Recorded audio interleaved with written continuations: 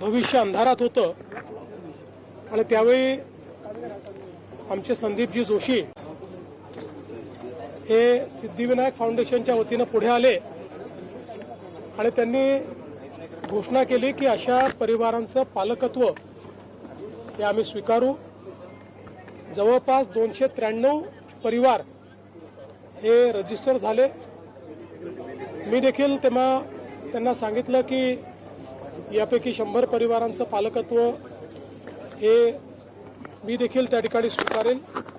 त्यांनी स्वतः कोरोनापासून आजपर्यंत त्या परिवारांचं शिक्षण असेल, त्यांच्या इतर सगळ्या गोष्टी असतील, या सगळ्या गोष्टींकडे त्यांनी लक्ष दिलं आणि आज त्यापैकी एका एकल मातेचं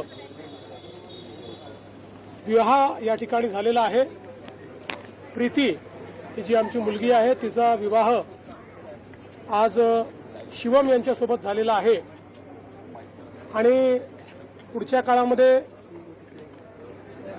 जवळपास या सगळ्या परिवारांमध्ये मिळून 300 मुली आहेत।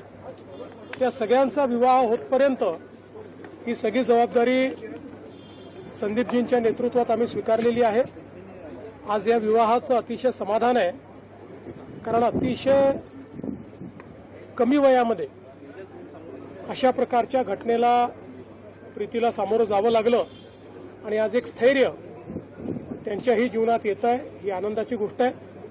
आणि मला असं वाटतं की हे जे काही कार्य आहे हे कार्य करताना खरोखर अतिशय समाधान मला वाटतं आणि याकरता संदीप जोशीजी यांचं विशेष आणि मनापासून अभिनंदन करतो। महाराष्ट्र सरकारनं ज्या पद्धतीनं यापूर्वी आई वडील ज्यांना नाही अनाथ मुलं जे आहे आरक्षणासंदर्भामध्ये एक निर्णय घेतला होता। कोविडमध्ये जे लोक अनाथ मुलं असतील त्यांच्या आरक्षणासाठी महाराष्ट्र सरकारनं ज्या पद्धतीने योजना आणली आहे त्या संदर्भात काय सांगा? महाराष्ट्र सरकारने अनाथ मुलांकरता 1% आरक्षण हे त्या ठिकाणी दिलेलं आहे आणि आता मोठ्या प्रमाणात त्यातनं नियुक्त्या होत आहेत आणि ही पण समाधानाची बाब आहे की अतिशय गरीब, अनाथ आणि अनेक वेळा तर अनाथ आश्रमातच ज्यांना राहावं लागतं, नातेवाईक देखील कोणी काळजी घ्यायला नाही, अशी मुलं आणि मुली ज्यावेळी मेहनत करून परीक्षा देऊन या आरक्षणामुळे त्यांना संधी मिळते आणि सरकारी नोकरीमध्ये ते जातात, ते बघितल्यानंतर खरोखर मनाला समाधान होतं। मध्यंतरी अशा काही आमच्या मुलामुलींचं एक मी संमेलन देखील घेतलं होतं आणि त्यांची प्रत्येकाची जी कथा होती ही अतिशय प्रेरणादायी होती। संघर्षातनं माणूस काय करू शकतो हे पाहताना मला खूप समाधान वाटतं।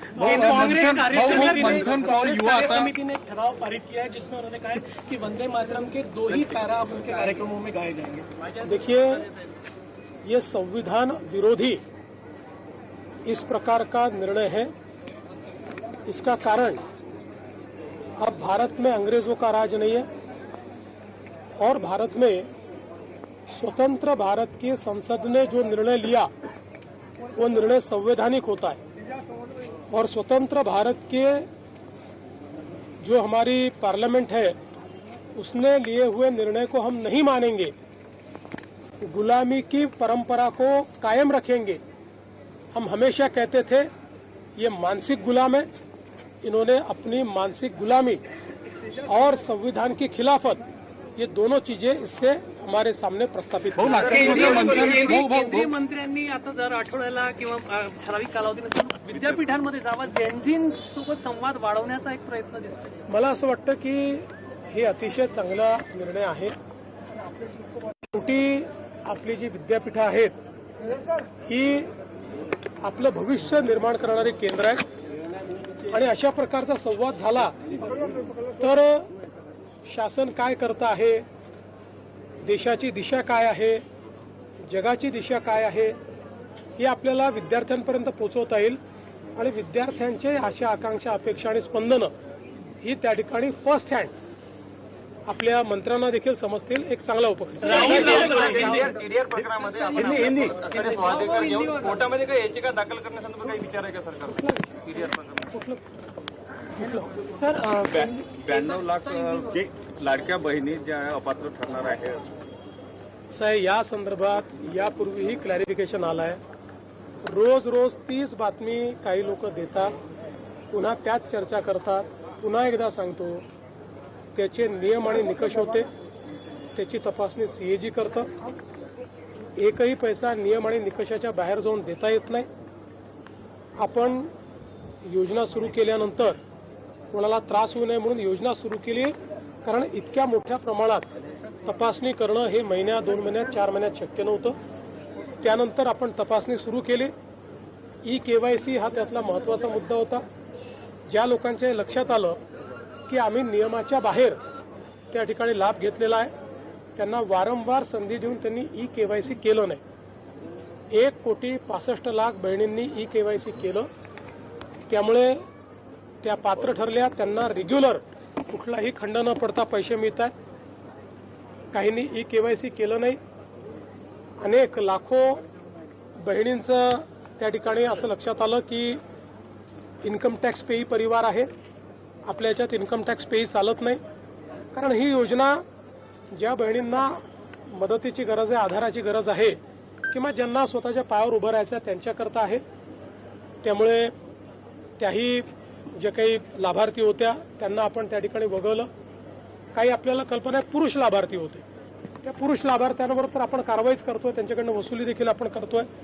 काही सरकारी कर्मचारी होत्या, आता कदाचित त्यांनी सगळेच अप्लाय करतात म्हणून करून टाकलं, पण त्यांच्यावरही मला असं वाटतं की थोडी शिस्तभंगाची कारवाई ही करावीच लागेल.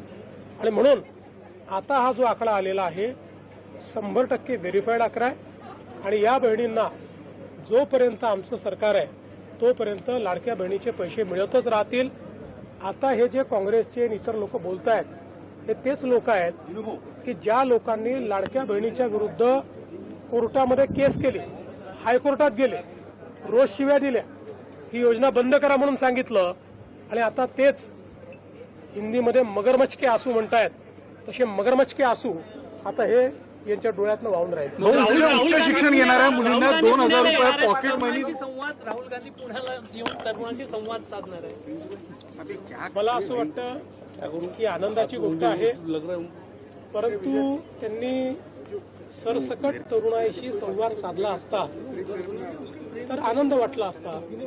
माझ्याकडे जी माहिती आहे त्यामध्ये काँग्रेसच्या नेत्यांच्या द्वारे संचालित जी महाविद्यालय आहेत त्यातल्याच मुलींचं रजिस्ट्रेशन करायचं आणि त्यांनाच तिथे आणायचं, अशा पद्धतीचे आदेश आहेत.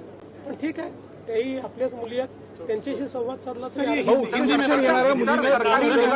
में आ रहे हैं छात्रों की गूंज नाम का उनका इवेंट है, वो करने जा रहे हैं.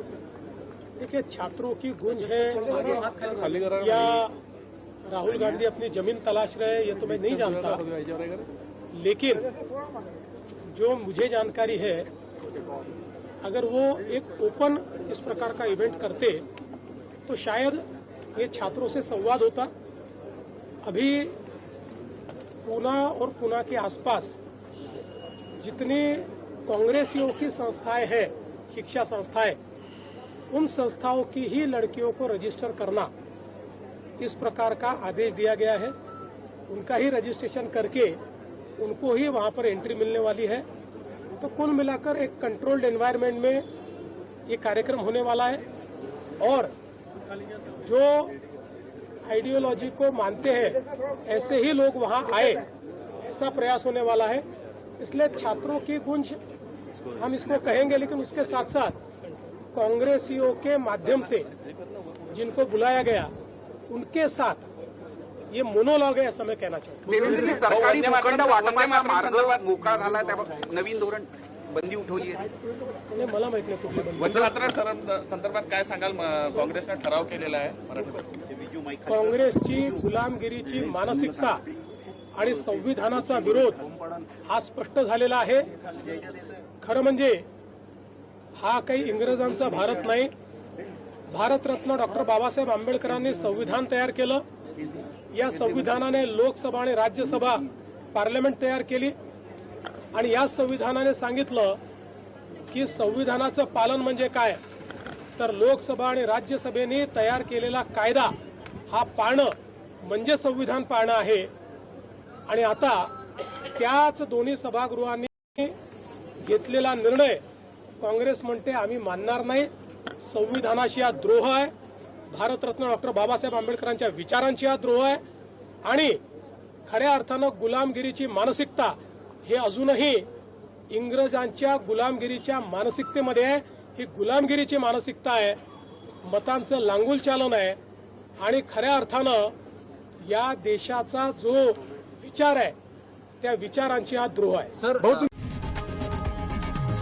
लोकशाही मराठी ऐका, पहा, जागरूक रहा.